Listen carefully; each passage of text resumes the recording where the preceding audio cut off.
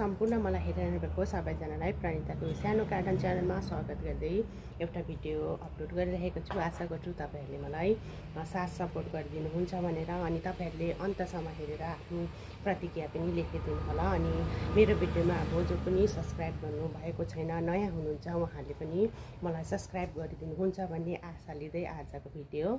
आज चाहिँ म एकदमै मेरो सानो गमलामा चाहिँ क्याक्टस प्लान्टहरू लागेको छ, त्यही नै सेयर गर्दैछु।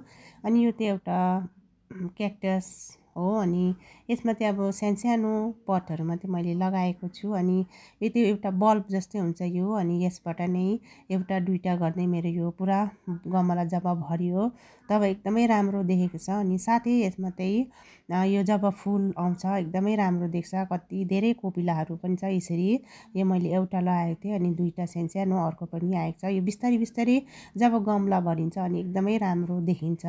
यो क्याक्टस चाहिँ अब यसलाई कसरी केयर गर्ने भन्दा चाहिँ यसलाई चाहिँ अब एकदमै मलहरू एकदम ज्यादा चाहिने प्लान्ट पनि होइन यो।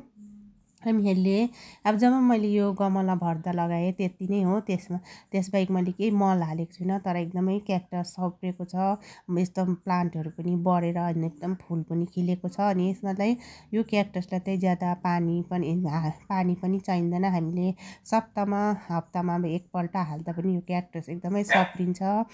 साथै मल पनि एकदमै कम्ती चाहिने, अनि केयर पनि त्यति साह्रो नगर्नुपर्ने प्लान्ट। अनि यो चाहिँ एकदम क्याक्टस भेराइटीमा एकदमै मलाई मनपर्ने क्याक्टस प्लान्ट हो। अनि यो फुलहरू फुलेको बेलामा चाहिँ यो मार्च अप्रिलमा चाहिँ यो फुल्छ, अनि एकदमै राम्रो देखिन्छ। अनि यसलाई चाहिँ हामीले यो सानो बल्ब जस्तो हुन्छ त्यसलेबाट नै हामीले सार्न सक्छौँ। अनि हामीले यसलाई चाहिँ घरभित्र पनि यसरी राख्दा चाहिँ एकदमै राम्रो देखिन्छ, झुसुसु भएको। अनि साथै फुल एकदम फुलिरहँदा राम्रो देखिन्छ। अनि यसको रातो रातो सिड पनि आउँछ। अनि मैले चाहिँ अब यो बरन्दामा चाहिँ यसरी लाइन गरेर राखेको छु। अनि अरू पनि छ, अरू पनि मैले एकदमै यताउता गरेर चाहिँ राखेको छु। यो एकदमै राम्रो क्याक्टस मलाई चाहिँ लाग्छ, त्यो भएर तपाईँहरूलाई पनि सेयर गरेको छु। तपाईँहरूले पनि यो लाउनु सक्नुहुन्छ। एउटा सानो बल्बै पायो भने पनि कसैकोमा ल्याएर लाउनुहोस्।